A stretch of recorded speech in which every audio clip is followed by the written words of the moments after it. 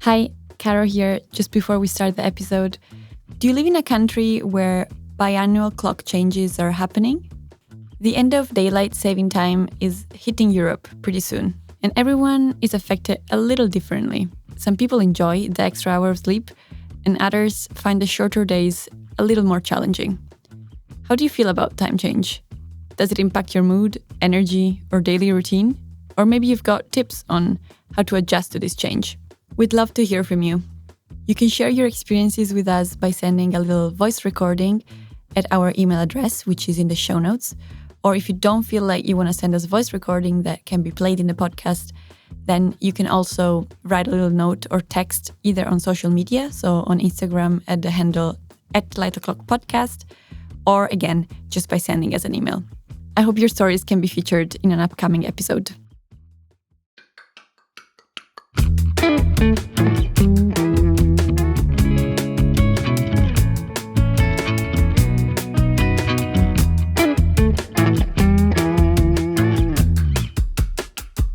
Welcome to Light O'Clock. Today on the podcast, let's talk about waking up. It's 7 a.m., alarm goes off.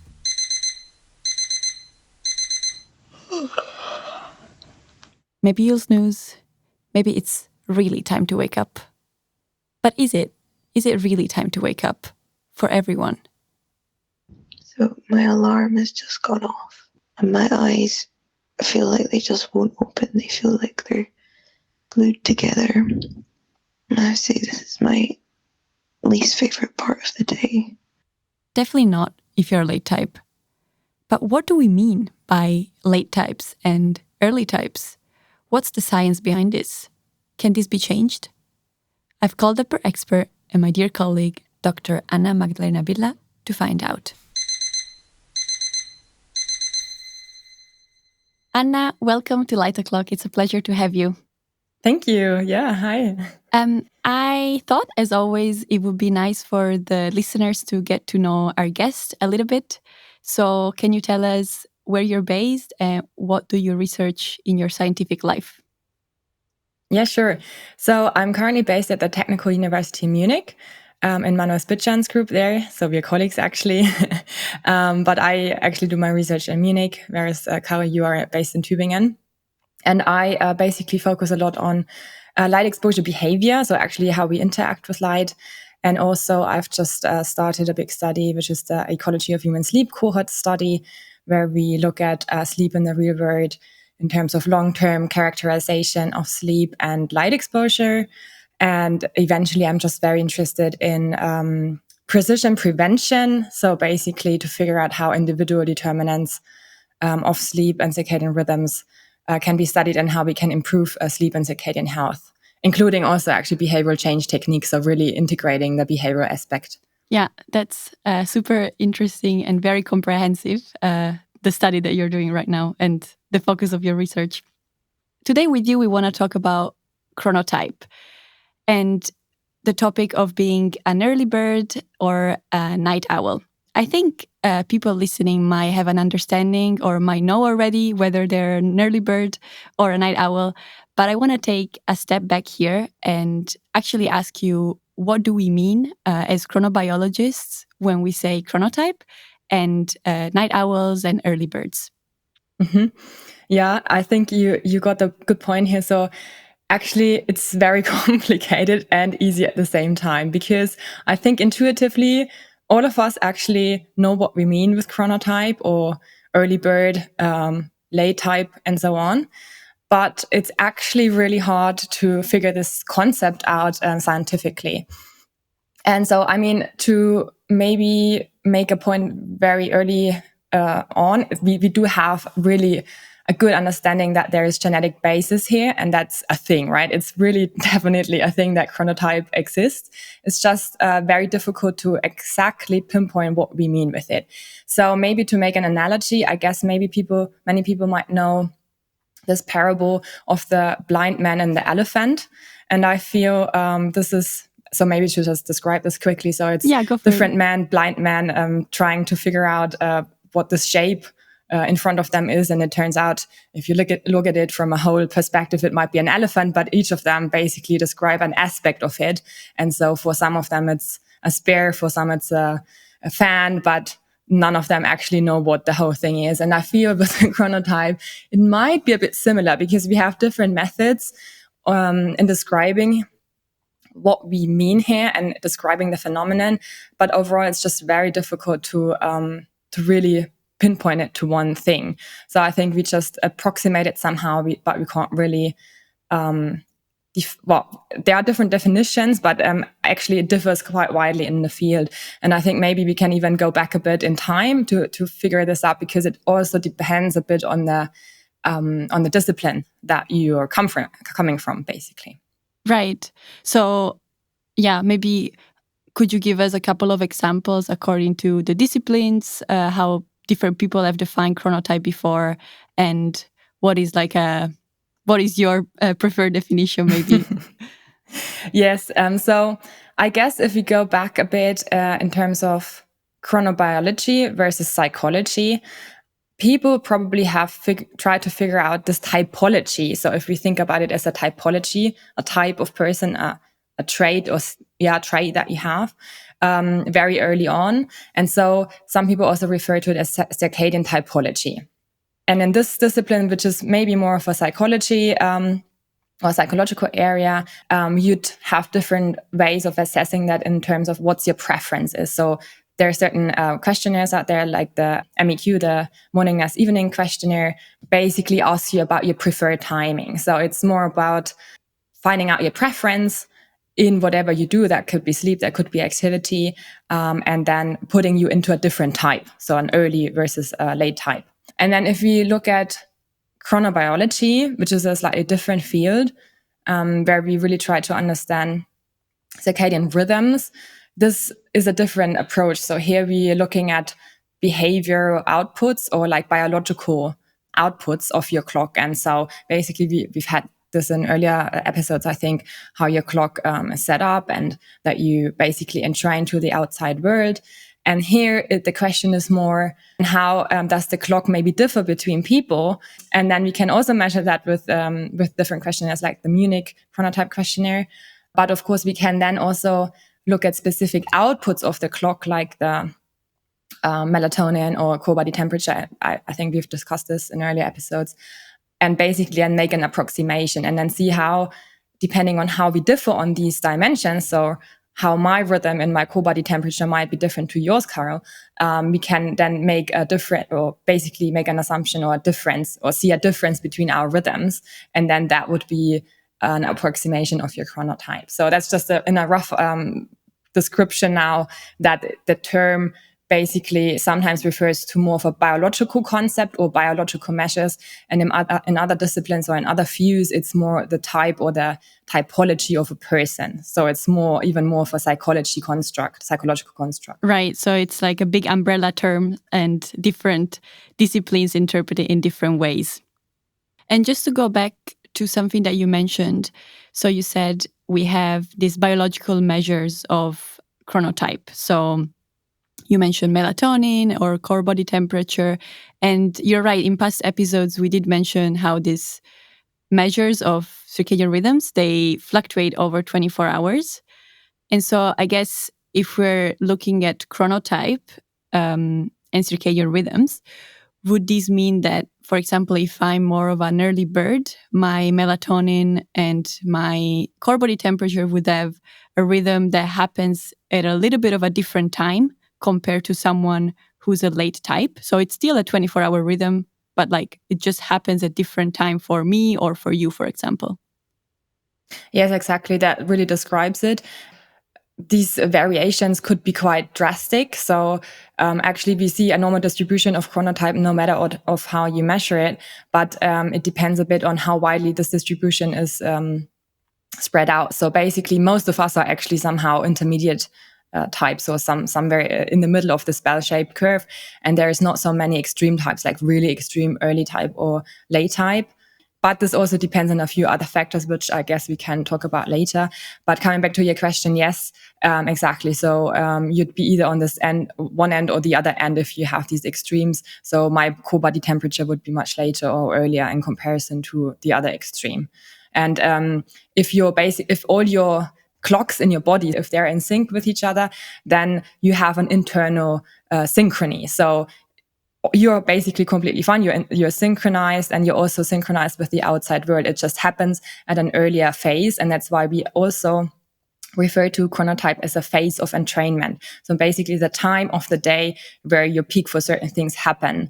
And so an earlier type would have an earlier phase of entrainment compared to a later type who would be entrained at a later time of the 24-hour clock, basically. Right. But as you said, most people are somewhere in between being an early type and a late type, right? Yeah. So, I mean, that depends on a few things. For example, where you live. So there's some really nice studies out there showing that when you live closer to your time zone border, so basically, let's use Germany as an example. So people in the east actually seem to be earlier than people on the west, sorry. So this is actually showing you that you're still in train to light, really. However, basically this relationship is also smaller or diminished when you compare urban settings versus rural settings. So in cities, for example, people tend to be, or you find more earlier and more late types. Or basically that the distribution is not as narrow as in a rural population, for example. And then also in cities, you have a skewed distribution, so more people would be later types. Right. Yeah, this ties in very nicely with another question that I had, which is whether chronotype is something that you can somehow change, or that, you can change with behavior, I guess. So you mentioned light, for example, but also maybe that changes itself across your lifespan. Mm-hmm. Yeah. So what we definitely know is that age is a major contributor to this. So basically, as a baby, you don't have much of a rhythm yet, and you just develop that in the first months of your life. And then as a child, you tend to be more of an earlier type, but even then you already see a distribution, right? So it's not that every child is a super early bird. And then you can see that through puberty, adolescents really delay and tend to become more night owlish, more later types. Again, the distribution is there, but still on average, they're much later. And then around 2021, 22, this changes a bit and we become earlier again. And then after we actually stop working, or also during menopause, this becomes a bit more widespread. And so the inter-individual difference becomes a bit bigger. And there are also, sleep is a bit more scattered. So it's more difficult to say here, but in general, age is very important as a contributing factor, as well as I said earlier, what light you would get where you live, because that is also an influencing factor in terms of that there's more light pollution in cities, but of course you also live a different life in cities. So it's always the sun clock, as we call it, but also basically the social clock. So what you do in your daily life, and that also impacts you. So when do you eat? When do you do your main activity? What type of job do you have? But in general, we can also say that if you sort of an early type, you would never become a late type, and vice versa. So you can move around on the spectrum a little bit, and you can of course do some modifications, but you won't be able to turn into the other extreme, for example. I see. Okay, that's interesting. And now that you mentioned the social clock, I wanted to talk to you a little bit about this sort of desynchrony or conflict, let's call it, between the social clock and your biological clock. So you said the social clock would be societal demands, or also, I guess, sometimes we could think about work demands. So what my job requires me to do. So if I have to be at 8 a.m. in the office, or if I have a flexible work schedule, for example. And then the biological clock, so my preference to be either an earlier type or a later type. Yeah, I was wondering, for individuals that, for example, are late types, so they would naturally tend to go to sleep at around 1 a.m., let's say, but have a job that requires them to be in the office early in the morning, they just cannot follow this inner preference that they have, right? Because otherwise, I mean, if you go to bed at 1 a.m. and then you have to be in the office at 8, you just wouldn't get enough sleep. And so, yeah, I was wondering what happens when these two clocks, so the biological clock and the societal clock, are just not very well aligned. Mm-hmm. Yeah, that of course that brings problems. Actually, in our society and many Western or modern societies, I'd say, it is a disadvantage mainly for the later chronotypes. Late types in our society are more prone to develop certain disorders or diseases long term, because for them it's harder to adapt to a different timing than earlier types have to. And yeah, so what are long-term consequences? These basically, there are increased risks for breast cancer, for example, or to develop obesity. And also you have to see that you then mostly not just increase or change your rhythm. So basically you'd have these misalignment, but what also comes with it is that you probably also have short sleep. And so it's a double negative effect, because short sleep, of course, again, is associated with many other different outcomes, both acutely, that your concentration levels are lower, that you make mistakes, that you could make a mistake and have a car accident, but of course that you also, for example, more grumpy and these kind of things, versus long-term sleep loss also has consequences like increased risk for obesity and so on. So both come together and actually make this situation even worse than for later chronotypes. And I think it's very important for me to just point out here that it's not being a chronotype, a late chronotype per se, that is the problem. It's just that we in our society basically live in a way that, at least for people who can't choose their daily rhythms, basically how they want to live their life in these societies, then there tends to be disadvantage for later chronotypes to live in. Yeah, for sure. I mean, everything since we go to school, right? Everything starts very early in the morning. So from very early on, there is a disadvantage for people who would tend naturally to go to bed later and just follow their late rhythms. Mm-hmm. Yeah, I think speaking of adolescents and teenagers, I think maybe your listeners would now make a point here, because I hear that very often, that you just, have to grow up a bit and just get used to it, and that's okay.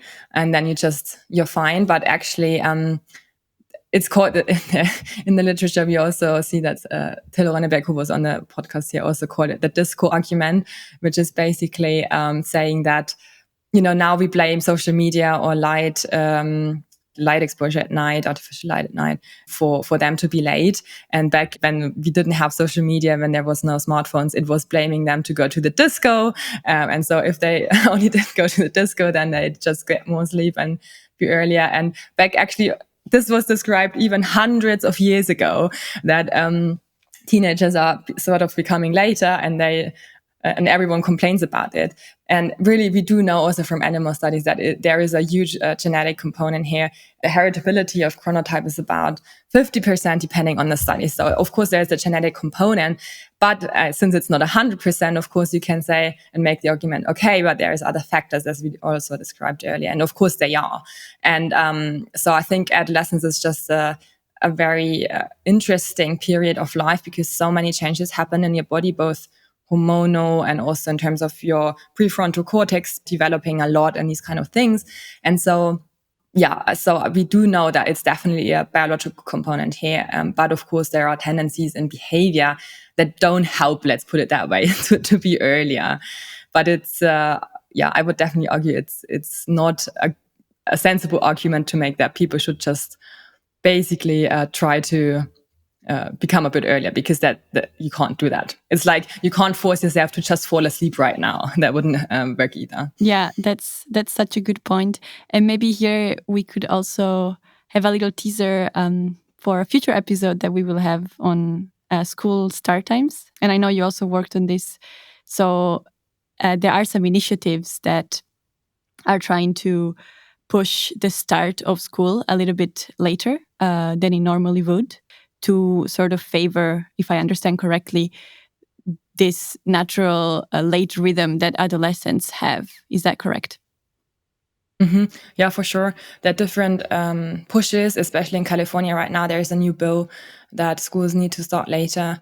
I mean, in Europe, we have sort of starting times between 7 and 9, depending on the country. I think many schools have it around 8. And, it's also a cultural aspect as well. If you push everything later, it's helpful in some ways, but then if the whole day becomes later and everything happens later, then you also change your light exposure and these kind of things. So I wouldn't say it's that straightforward, even though I'm definitely a proponent of having later school starting times. But I think also just rearranging the schedule during school time, I think we should put much more thought in and emphasis on, because now actually that's a nice loop back to our chronotype argument, is also that later chronotypes are also disadvantaged in school because their best performance isn't in the morning hours. So they tend to have worse grades. This actually is even reflected then in what jobs they choose later on. So basically, it would help to have specific subjects like math or some very cognitive heavy subjects at specific hours of the day, but definitely not at 8 in the morning. So everyone could have a good learning environment. And so it's not just delaying everything, in my opinion, but very much also, when do you do the subjects? When do you do the tests? What do you do in the morning? For example, you could also do sports in the morning to sort of try to get a bit more light exposure in the morning, because we know that helps in terms of advancing you a little bit, plus the activity. So that could be very, well, at least we don't know yet because we don't have the evidence, but in theory, based on scientific or circadian concepts, it should help you in advancing you. And then it would also help later chronotypes to learn at a later stage and have these exams at a later stage. Yeah, that's very interesting. So now we talked about differences in chronotype, for example, in adolescence. So the fact that adolescents tend to be later chronotypes. And I was wondering if we see a sex difference here. So if males and females are the same, and not just during adolescence, but in general across the lifespan. Because earlier you also mentioned menopause. That is like something that might introduce some more inter-individual variability in chronotype. Yeah, that's a very good point that you make here, Caro. So definitely, apart from age, sex is also a factor that really has to be considered. And we see that females tend to be earlier than males. And this is really across life, I'd say. Although it does then stop after menopause. So with menopause, we don't see these sex differences anymore. And also, when I talked about adolescence earlier, some people have referred to this, basically this inflection point where around 21, 20, 23, we tend to become early again as the end of adolescence. This can be used as a marker for the end of adolescence. And here we see that for females, for girls, for young women, this happens earlier. So they tend to become earlier at an earlier age than boys or young men do that, actually. So we also see that there's a little bit of a temporal delay here. But again, I think it's really important for me to highlight that that's absolutely on average, right? You could have a very late female and the other way around. Yeah. Mm-hmm. Yeah. Okay. Cool. Thank you. I guess for our listeners who now might be wondering, okay, am I an early type? Because I thought I was, but maybe I'm not anymore. How can people measure what chronotype they are? And on the other hand, how do we scientists measure this? Mm-hmm. Yeah, that's a very good point. I think most people would intuitively know it, especially when they're very late or very early, because they tend to suffer a lot in our society. Actually, both, because if you're a very early type, you always suffer on weekends when people want you to stay up to go partying or do other social events. Whereas when you're more of a really late type, then you struggle mostly during the week. So we have questionnaires that we can use, and we as scientists use them, and you as a end user, basically, you could also use that if you don't want to just guess based on your own behavior. Then you can use these questionnaires. And then we also have other more biological we call them phase markers. So basically they don't measure really your chronotype because it's super hard to measure your entire output of the clock. So we always have to approximate specific aspects of it. Like, as I said, the core body temperature we can measure continuously over many days or just one day, or your melatonin onset.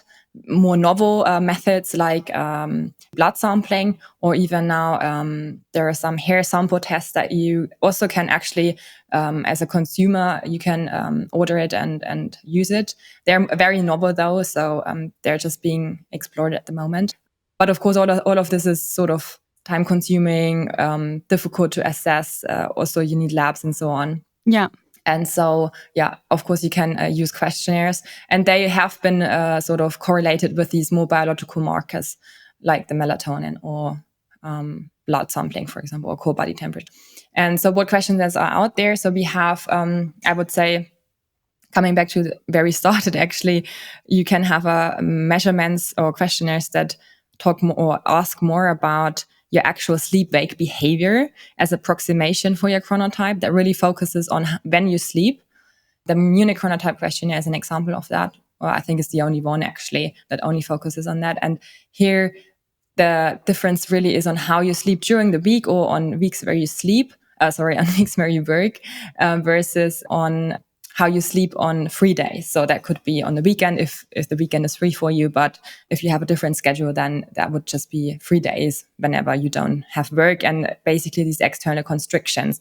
And the idea behind is that you live in a social world that dictates some of these aspects for you. So you can't change the social clock. And so assessing sleep on 3 days gets rid of these restrictions and sort of is a cleaner approximation of your body's natural sleep-wake behavior cycle. Mm-hmm. Yeah, that makes sense. And then you have other types of questionnaires that more ask about your preference. And there it's more really not so focusing on the biology or the actual behavior that you do, but what you'd prefer to do. So the morning-ness, evening-ness questionnaire would be an example of that, where there are questions like, if you could choose, when would you go to bed, or when is your preferred waking time, and these kind of questions. So it's not asking you exactly about your behavior, but what you would do. And the problem here is, and both have problems, both questionnaires have problems, but this one is problematic in the sense that it's very culturally biased. And you don't know if, for example, if I could choose, I'd rather be an early type, because in our society, that's preferable. That's more preferable to be. It gives you more advantages. So I'd rather like to be like that, but it doesn't actually ask me about what I really am, because I wouldn't know that actually, I guess. Yeah. I think it's complicated to give an answer to these questions without taking into consideration the social context that you're in, right? Absolutely. The social context is very relevant, because we also know that if you use these questionnaires in different cultures, it will produce different outcomes. So because you compare yourself also to peers in your cultural group. So, and also the age factor isn't considered here. So if you look at different age groups within different cultures, the results would be different. So you always have to consider the culture that you're in and how the general life is lived there, basically. And also not compare yourself to someone who's 60 if you're 30, because there is this age component. Yeah, very interesting. So I guess even if these questionnaires are not perfect, this is still something that people who are listening who might be curious to know more about their chronotype can check out, right? So these are, I think, available online. Yeah, they're both available online. And the MEQ, the morning-ness, evening-ness questionnaire, would give you a score that puts you into a category of 3. So either the morning category, the intermediate, or the late category. Versus the MCDQ, the Munich chronotype questionnaire, actually gives you a timing of your clock. So it gives you an actual local time. So for example, 4 a.m. in the morning, which is your phase of entrainment. So it's a completely different concept. And so you, as a sort of consumer, basically probably would find it a bit harder to interpret that. Also because it's more of a range rather than a category, even though subsequently the MCTQ now also offers categories, but it goes slightly against the idea, because the idea here is it's not that you're supposed to be a specific category, because it's very hard for both questionnaires actually to know what the cutoff points are. As soon as you have categories, you need to define where's the cutoff point. And that's, again, relative to your culture and age group and so on. So the MCTQ tries to avoid that a bit, but it also offers you the category. So you can also compare yourself. Okay, cool. So I hope that some listeners out there can use these tools to find out a little bit more about their chronotype. And just maybe to give a little summary of what we discussed today. So you gave a great overview of how complex chronotype is, or how can we define chronotype. So different people from different fields look at it from slightly different perspectives. So more like a trait, if you come from a psychological background, or more like, if we're talking about chronobiology, more of a biological outcome. So where in these 24 hours you are, and in this case, we would refer to this as circadian phase. And depending on also how we think about chronotype, we want to measure it differently. So if we want to measure circadian phase, we would use biological measures like melatonin, core body temperature, and so on. And then we also talked about how chronotype varies along the lifespan. So, and also about sex differences. So females tend to be earlier in general, and after menopause, we don't see this anymore. And in general, during adolescence, we have more later types, which is also why there's this push now towards promoting later start of the school time, so that adolescents are not so misaligned between social clock and body clock. Yeah, this was very interesting for me. I think it was a lot of, for you, bringing together like different perspective into this word chronotype, which is not necessarily that straightforward. So yeah, thank you so much, Anna, for bringing some light into the topic. Sure, thank you so much for having me, Caro.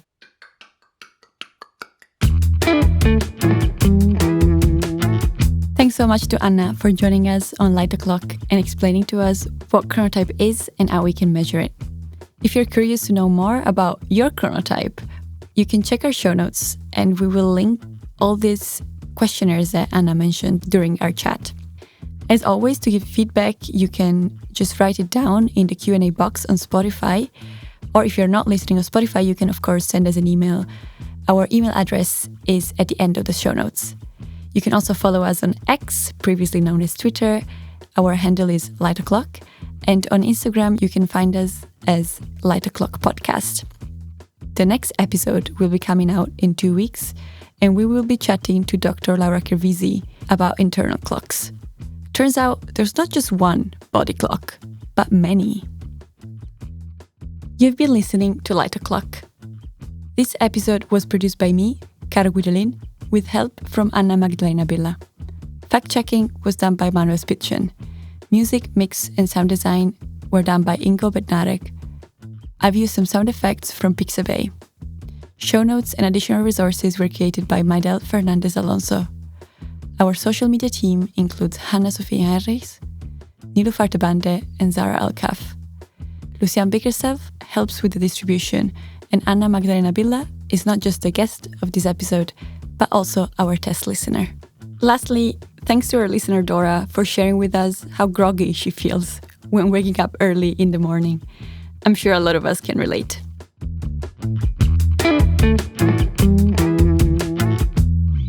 Light O'Clock is a podcast produced by the Translational Sensory and Circadian Neuroscience Unit, and we are supported by the Circadian Mental Health Network, the Viscom Prize from the Deutsche Gesellschaft für Psychologie and the Deutsche Gesellschaft für Psychophysiologie und ihre Anwendung, the Max Planck Society and the Max Planck Institute for Biological Cybernetics, and the Technical University of Munich.